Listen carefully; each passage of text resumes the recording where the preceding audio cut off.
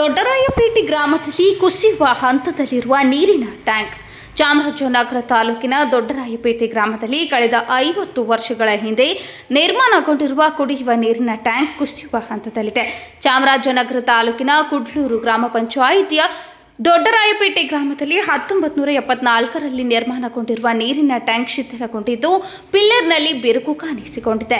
ಇದೇ ನೀರಿನ ಟ್ಯಾಂಕ್ ಪಕ್ಕದಲ್ಲಿ ಮತ್ತೊಂದು ನೀರಿನ ಟ್ಯಾಂಕ್ ನಿರ್ಮಾಣ ಮಾಡಲಾಗಿದ್ದು ಜಲ ಜೀವನ್ ಯೋಜನೆಯಡಿ ನೀರು ಭರ್ತಿ ಮಾಡಲಾಗ್ತಿದೆ.